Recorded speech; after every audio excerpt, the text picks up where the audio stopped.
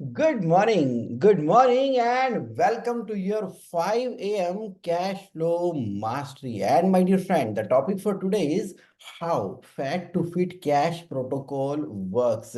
किस तरह से काम करते हैं ये fat to fit cash flow के प्रोटोकॉल।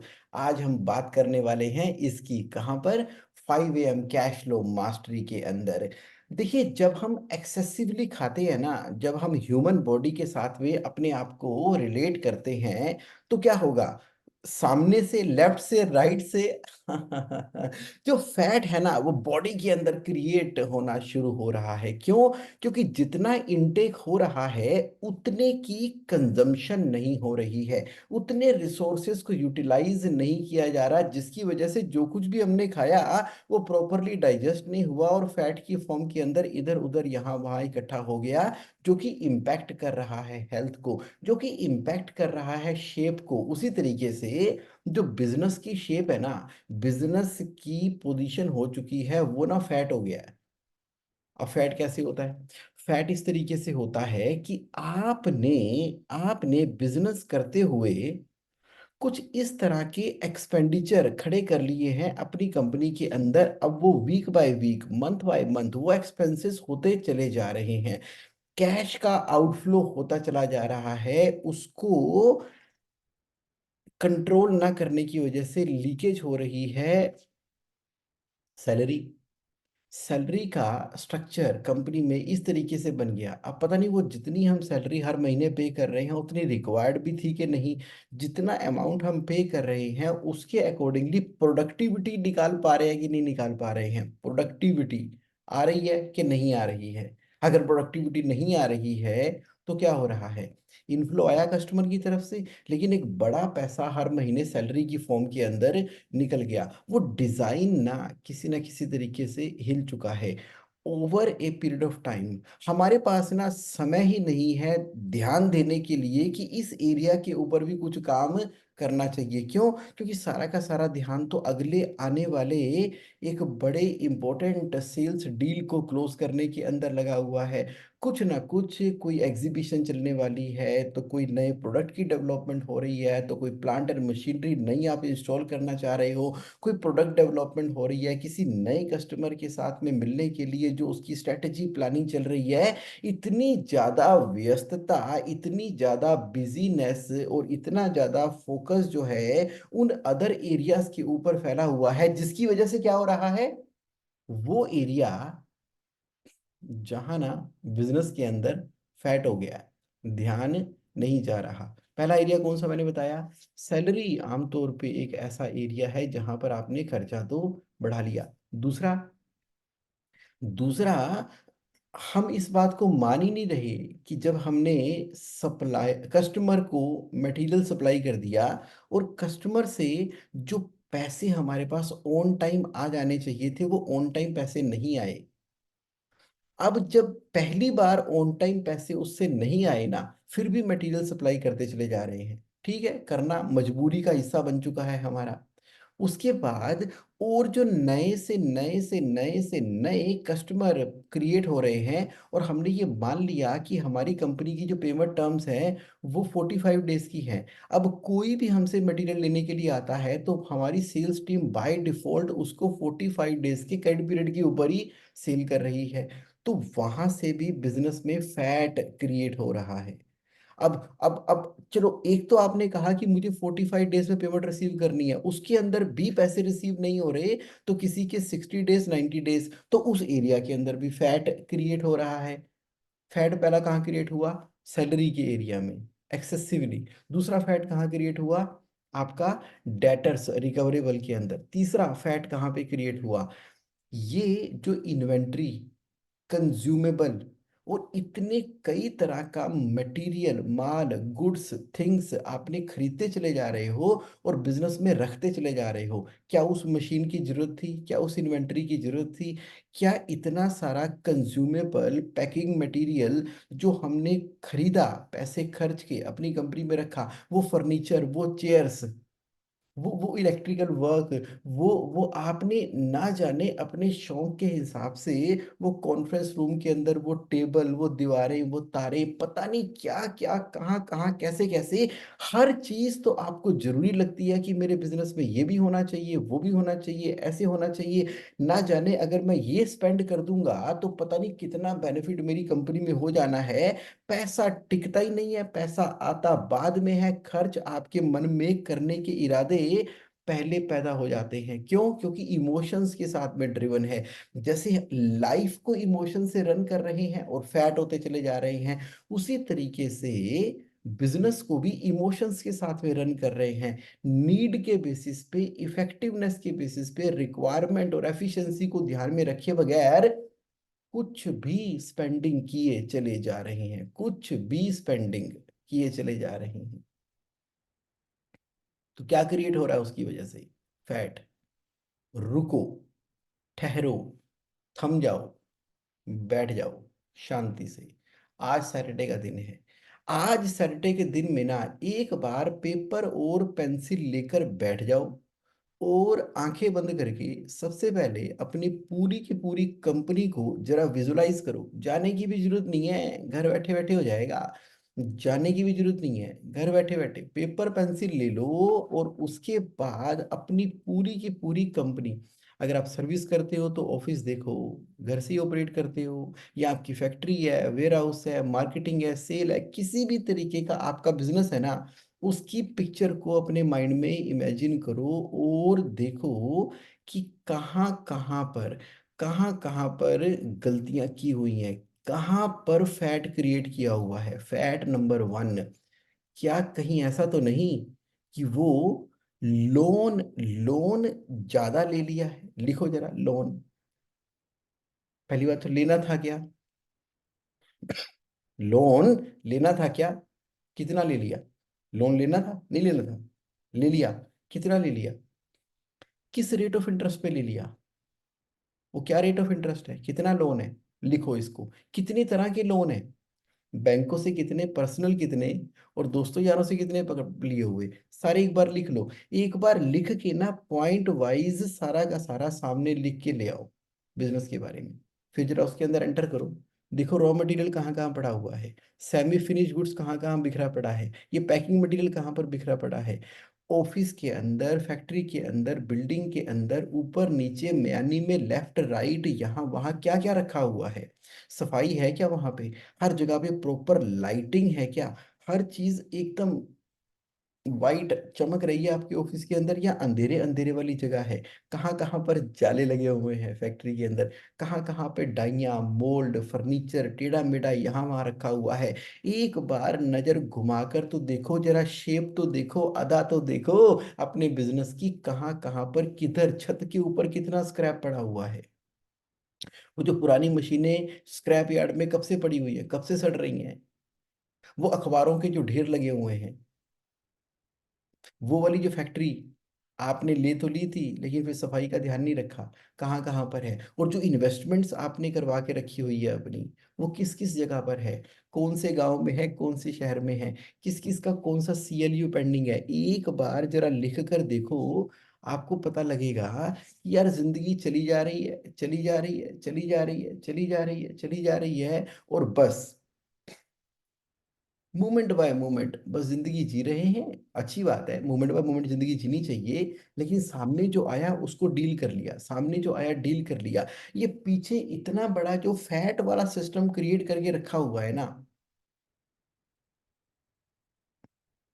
वो इतनी भयंकर लीकेज कर रहा है, तो जुगमन करना क्या है? करना ये है कि जितने भी आपने पॉइंट नोट किए हैं ना, उसके आगे एक्शनेबल लिखना है, एक्शनेबल। एक्शनेबल के अंदर सबसे पहले सिर्फ और सिर्फ नाम आइडेंटिफाई करना है। नाम कौन करेगा? आप खुद ना कर रहे, आप खुद नहीं कर रहे, उसके आगे नाम आइडेंटिफाई करना है कि मेरी वाइफ करेगी, कि मेरी बेटी करेगी, बेटा करेगा, कि मेरा मैनेजर करेगा, कि मेरी ईए करेगी, कि मेरा एडमिन का, एचआर का, ऑपरेशंस का सुपरवाइजर, क्लर्क, पीएन, कौन? नाम, नाम ढूंढो उसका नाम। जो एरिया आपने लिखा अकाउंटेंट करेगा, सीनियर अकाउंटेंट करेगा, परचेज वाला कौन करेगा, उसका नाम जरा देखो। तो नंबर वन, एरिया जहां पे आपको प्रॉब्लम लग रही है उसके आगे वो करेगा कौन, उसका नाम और क्या करेगा, क्या करेगा उसको विजुलाइज करो कि उसको क्या करना चाहिए। अगर आप होते तो आप क्या करते, क्या एक्शन लेते उस एरिया के अंदर। चिंता मत करो कि एकदम से करना है, उसके लिए पूरा प्लान बना दो कि ये एक दिन का काम है कि एक हफ्ते का काम है कि एक महीने का काम है कि 6 महीने का काम है, वो लिख दो वहां पे। लिख के एक बढ़िया सा डेलीगेशन बनाओ उसके नाम पर और डेलीगेशन इशू कर दो उसके नाम पे। आज डेलीगेशन इशू कर दिया, उसके बाद जब भी 1 to 1 उससे मिले जिसका आपने नाम लिखा था, या फोन पे बात की या उसको अपने पास बुलाया, और जब भी उससे बात की तो उसके साथ में ना क्रिएट करना है, बातचीत करनी है, समझना है, उसका पॉइंट ऑफ व्यू समझना है और उसको काम पे लगाना है कि इस एरिया में ट्रांसफॉर्म करो। लोन कम करने के बारे में, सैलरी की एफिशिएंसी के बारे में, पुराना माल बेचने के बारे में, स्क्रैप लाने के बारे में, ये जितनी भी मनी क्रिएट होएगी ना, जितनी भी मनी क्रिएट होगी, उस मनी का इस्तेमाल जो है वो नेट वर्थ क्रिएट करने में होगा, यानी कि एसेट क्रिएट करने में होगा। चाहे उसको फिक्स्ड एसेट में रखो, फिक्स्ड डिपॉजिट में रखो, चाहे म्यूचुअल फंड में रखो, चाहे उसको प्रॉपर्टी में इन्वेस्ट करो, चाहे उसको गोल्ड में, लिक्विड में, किसी भी फॉर्म के अंदर, जो यहाँ वहाँ जहाँ तहाँ इधर उधर कुछ भी फैल रखा है ना, उसको अपनी नेटवर्थ शीट के अंदर लाकर आपने उसको रेगुलराइज कर देना है मनी की फॉर्म के अंदर। और अब आपने अपने बिजनेस की बॉडी को कर दिया है फिट। पहले तो चेक करो कि फैट है कितना, फैट कैसे निकलेगा। अब जब आप सेल करते हो तो डेटर्स होने कितने चाहिए, है कितने, एक्सेस कितना है, इन्वेंट्री होनी कितनी चाहिए, है कितनी, एक्सेस कितना है, सैलरी होनी कितनी चाहिए, है कितनी, एक्सेस कितना है, लोन होना कितना चाहिए, है कितना, एक्सेस कितना है, रेट ऑफ इंटरेस्ट होना क्या चाहिए, दे कितना रहे हो, एक्सेस कितना है, प्रॉफिट होना कितना चाहिए, कर कितना रहे हो, डेफिसिट कितना है। तो एक बार जब आइडेंटिफाई करके पॉइंट बाय पॉइंट विजुलाइज करोगे, इतने सारे एक्शनेबल पॉइंट आपको नजर आने शुरू होने वाले हैं। गलती से भी सारे के सारे कामों को खुद मत करने बैठ जाना। जैसे ही आपने किसी भी काम के आगे अपना नाम लिखा, अपना नाम लिखा ना, वहीं पर ही काम खत्म है। वहीं पर ही क्या होगा, ओवरवेलमनेस की सिचुएशन हो जाएगी, फिर आपके मन के अंदर ना एक भारी भारी सा मन महसूस करेगा, दुखी हो जाओगे, परेशान हो जाओगे। क्यों? क्योंकि आपको लगेगा ये भी करना है, ये भी करना है, ये भी करना है, ये भी करना है, ये भी करना है, ये भी करना है, ये भी करना है। जब इतना कुछ हम लिखते हैं ना, तो शुरू में हमारी बॉडी एक्साइटेड होती है, लेकिन इतने सारे काम देखिए हम ठप करके बैठ जाते हैं। ऐसा नहीं करना। क्या करना है, नाम लिखना है, किसका, किसका भी लिखो, ह्यूमन बींग होना चाहिए, ह्यूमन बींग होना चाहिए। क्योंकि आप ज्ञान तो दे ही दोगे, समझा तो दो ही दोगे, जरूरी नहीं है कि सारे के सारे काम कल ही होने हैं, आराम से हो जाएंगे, लेकिन आइडेंटिफाई करना जरूरी है। बस एक स्ट्रक्चर है उसका, वीकली और मंथली, जो आपने पॉइंट आइडेंटिफाई किए हैं। तो उसके बाद आपको पता लग गया कि महीने में एक बार तो आप बैठ के इस पूरे के पूरे सीन को रिव्यू करते हो। उसके लिए कुछ पेपर नहीं चाहिए, बस आंखें बंद करनी है, विजुलाइज करना है, क्योंकि आप तो रेगुलर टच में हो ना अपनी बिजनेस के लिए। तो मैंने आपको आइडिया क्या दिया कि फैट टू फिट का प्रोटोकॉल क्या है, क्या है फैट टू फिट का प्रोटोकॉल। फैट टू फिट का प्रोटोकॉल ये है कि सबसे पहले आइडेंटिफाई करना कि आपको क्या लग रहा है, किसी को क्या लग रहा है कोई मैटर नहीं करता। आपको क्या लग रहा है कि कहाँ पर एक्सेस हो रखा है, कहाँ पर अति हो रखी है, कहाँ पर रायता फैला हुआ है, कहाँ पर दिक्कत कर रखी है। अब उसको फिट करने के लिए आइडियल केस सिनेरियो होना कैसे चाहिए। अगर किसी और की प्रॉब्लम आपको सोल्व करने के लिए दे दी जाए तो आप सोल्व कर ही देते हो ना। दुनिया जहान की कोई भी प्रॉब्लम बिजनेस ओनर के पास आ जाए ना, बस वो किसी की होनी चाहिए, ऐसी ऐसी सलाहें देते हैं हम, पूछो ही कुछ ना। अपनी होती है तो समझ ही नहीं आता। तो आप ये मान के चलो कि आइडियल केस सिनेरियो में फिट में होना क्या चाहिए। इसको हम बोलते हैं कैश फ्लो प्रोटोकॉल। और ये वर्क कैसे करेगा, लिख के, लिख के वर्क करेगा, किसी के नाम पे लिख के करेगा। आप बोले मेरा बंदे ही कोई नहीं है काम करने वाले, तो एक बंदा तो फिर आइडेंटिफाई कर लो। आपके क्या बंदे ही बंदे हैं, तो फिर आइडेंटिफाई कर लो। अलग अलग समय के ऊपर आपने उनके साथ में रिलेशनशिप बिल्ड करनी है, किनके साथ में, अपनी टीम के साथ में। तो जितना ज्यादा आप टीम के साथ मिल के काम करते हो, कम्युनिकेशन के साथ में काम करते हो और फॉलो अप लेते हो, देखिए एक बड़ा इंपॉर्टेंट प्रिंसिपल है। क्या प्रिंसिपल है? Inspect, get, respect. क्या मतलब हुआ? ये क्या बोला आपने जगमोहन भाई? ये क्या बोला? लिख के बताता हूँ, मैं लिख के बताता हूँ मैंने क्या बोला। मैंने बोला, डिस्कशन पैनल खोलता हूँ आपके सामने। मैंने बोला कि बड़ी गोल्डन स्टेटमेंट है। आपने अगर इस स्टेटमेंट को ना अच्छे से समझ लिया, जान लिया, कर लिया, अपनी जिंदगी में अपना लिया, तो फिर तो कभी कोई दिक्कत आने वाली है ही नहीं। कौन सी वाली? ये देखो, यहाँ पर मैंने लिखा इंस्पेक्ट, गेट, रिस्पेक्ट। अब ये क्या चीज है? Inspect, get, respect. जो इंस्पेक्ट करता है ना, जो इंस्पेक्ट करता है उसको रिस्पेक्ट मिलती है। जो इंस्पेक्ट करता है उसको रिस्पेक्ट मिलती है। मतलब कि आपने एरिया आइडेंटिफाई किया, एरिया आइडेंटिफाई करके, एरिया आइडेंटिफाई करके किसी को करने के लिए बोला। अब आप बिजनेस ओनर हो, जिसको करने के लिए बोला वो आपका एम्प्लॉई है। और एक तो जब आपने उसको करने के लिए बोला तो वो करेगा, और उसने किया कि नहीं किया। जब हफ्ते के बाद, 2 हफ्ते के बाद, 15 दिनों के बाद आपका जो प्रोटोकॉल होगा उसके अंदर इंस्पेक्ट करोगे, तो वो पर्सन नेचुरली आपकी रिस्पेक्ट करेगा ही करेगा कि वह सर ने काम दिया था और मुझे उनको बताना है, तो वो करना है। और यहाँ पर आएगी अथॉरिटी और रिस्पेक्ट। आप क्या चाह रहे थे? अथॉरिटी चाह रहे थे, रिस्पेक्ट चाह रहे थे, सबसे बड़ी बात आप क्या चाह रहे थे? आप रिजल्ट चाह रहे थे। हम गलती कहाँ पे कर रहे थे?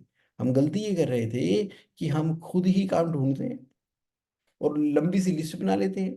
फिर अपने आप से कहते हैं मैं ये करूंगा, मैं ये करूंगा, मैं ये करूंगा, मैं ये करूंगा, मैं ये करूंगा, मैं ये करूंगा। और फिर अपने आप को हम कोसते रहते हैं, गिल्ट मोड में रहते हैं। मैं ये नहीं कर पाया, मैं वो नहीं कर पाया, मैं ये नहीं कर पाया, मैं वो नहीं कर पाया। क्यों? क्योंकि मेरे पास टाइम ही नहीं है, मेरे पास टाइम ही नहीं है, मेरे पास टाइम ही नहीं है। तो पता लग गया फार्मूला आपको? क्या फार्मूला है? Identify, right it down.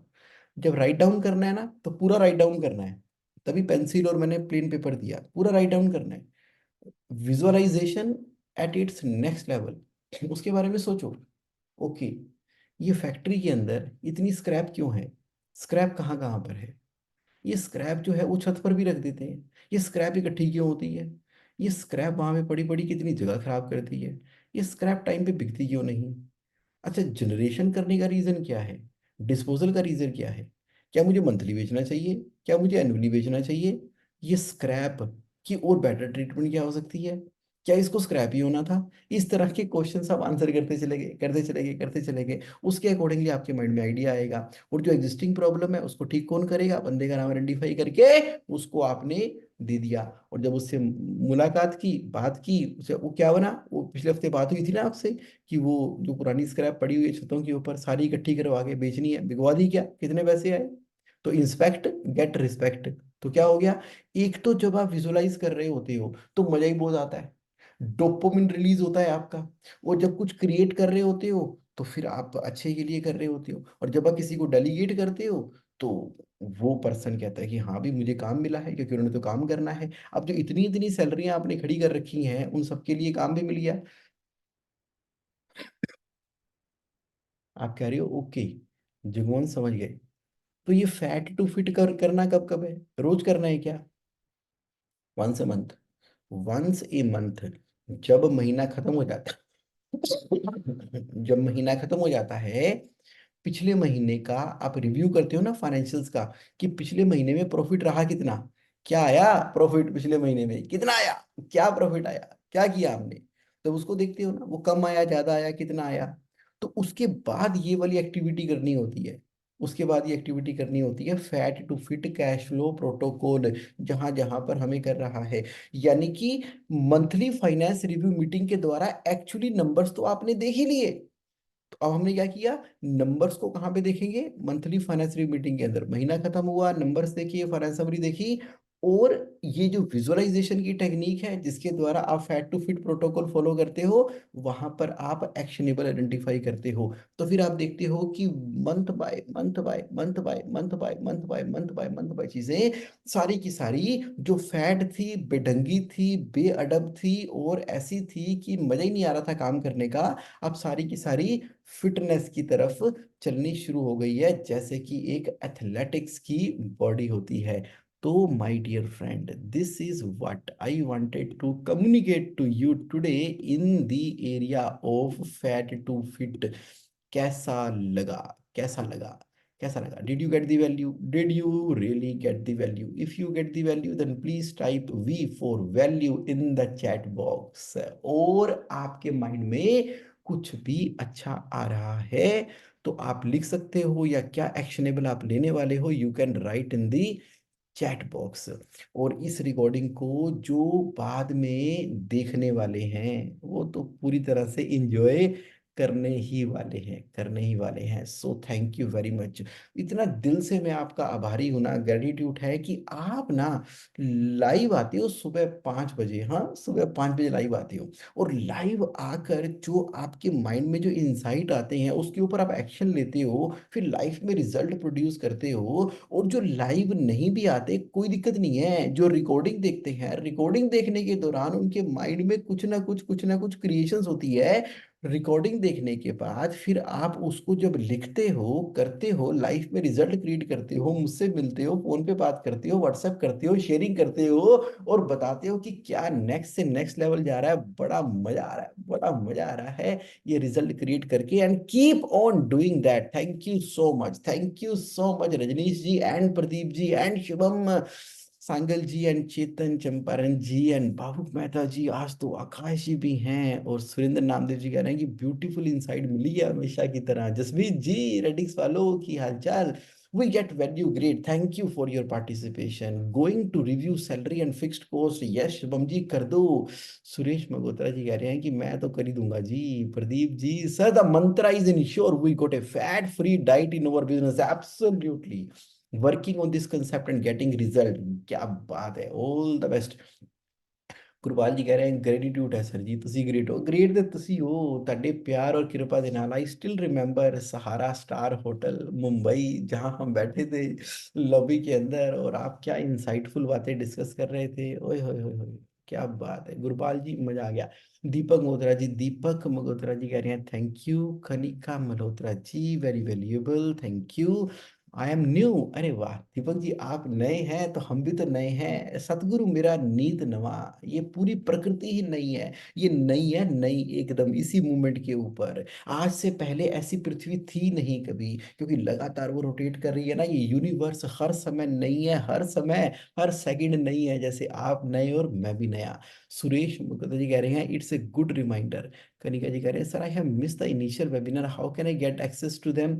Recording Jagmohan Singh cash flow coach का जो Jagmohan Singh cash flow coach का जो यूट्यूब चैनल है, वहां पर अभी अभी बस ये मीटिंग खत्म हुई तो मैं वहां अपलोड करने वाला हूँ, वहां पर देख लेना। गुरपाल जी कह रहे हैं waiting to meet you again in Mumbai, love to meet you. चलिए थैंक यू जी, thank you, have a great time, bye. मिलते हैं नेक्स्ट सैटरडे एक नए टॉपिक के साथ में।